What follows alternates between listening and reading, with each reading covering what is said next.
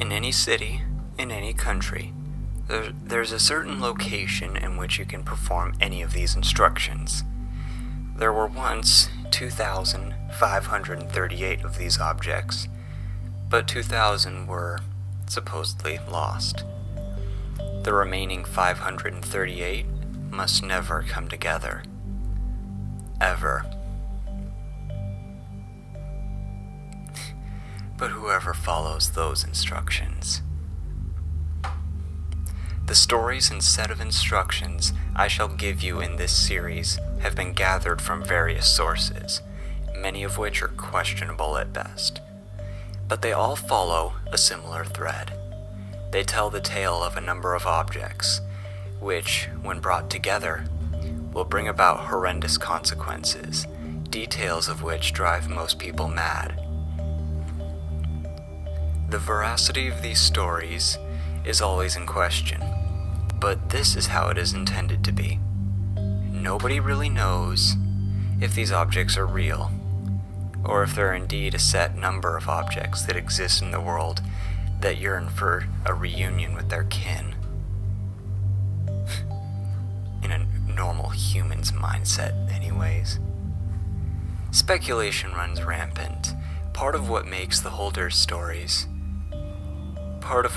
these stories so enticing is the possibility that any person could go into a special location, ask to visit a holder, and be forced to undergo a test of power to earn an object.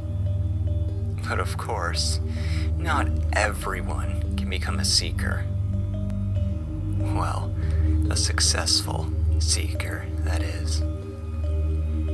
The objects, while powerful and fearsome, lack the ability to freely gather together of their own volition. And so, they have called forth a need in certain individuals. These people become seekers. Their stories as twisted and damned as the objects themselves. These seekers have often set out for three main reasons: to seek for power, to seek for reunion, or to seek for separation. But there are always exceptions, and other kinds. Their goals are known to mutate and change them into villains and monsters. But we can only hope that one with a just heart, also known as balance, prevails over these foes. There may very well be a reason that you have come across my videos, dear listeners. Perhaps the objects are calling.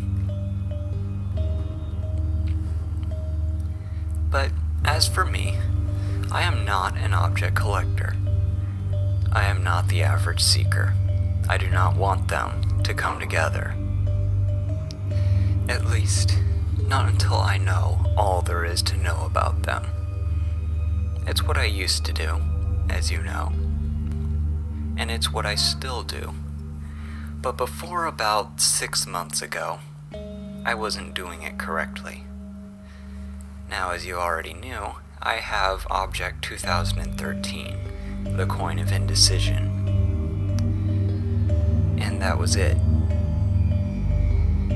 In any seeker's eyes, that's pathetic.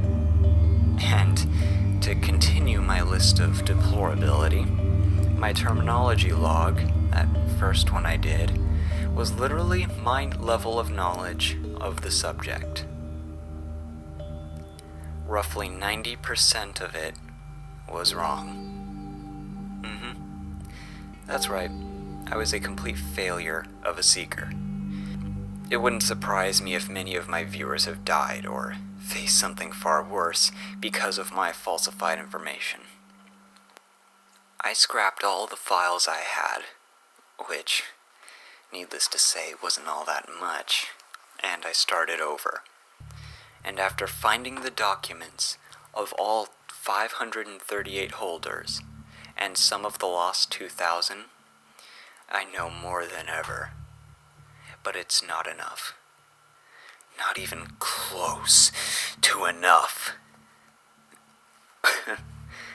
Sorry. Kinda had a mental snap right there. I've also searched for any information I could on some noteworthy individuals, such as Edo Eddie Essom, Jack Empty, Legion, and Balance.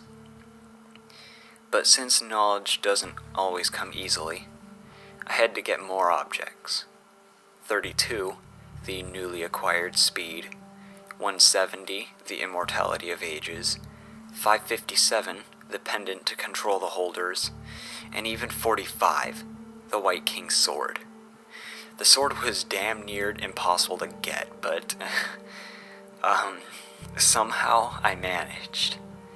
I don't expect to have it for much longer, but I'd like to have it for as long as I can. I've studied quite a lot of the objects in any way I can, from simply observing them to taking Bunsen burners and chlorine to them. I've been trying to study every single possible detail and quality about them.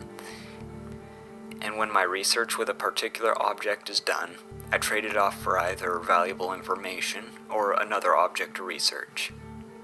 Not only that, but I've learned that collecting certain objects in a certain order can make getting the others, or just dealing with the holders, much easier. I've learned the objects' relationships with one another.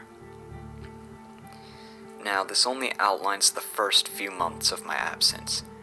The remainder of that time frame will be a story for another time. So, as a closing message, I'd like to say that I'll be starting from the first object once again and carry on through the list.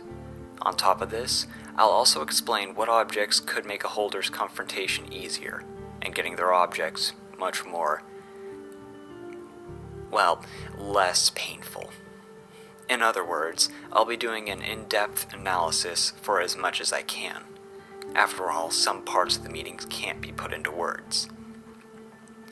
And I'll be telling some stories pertaining to some of those noteworthy individuals I mentioned earlier. Well, see you in the next log, Seekers. Goodbye.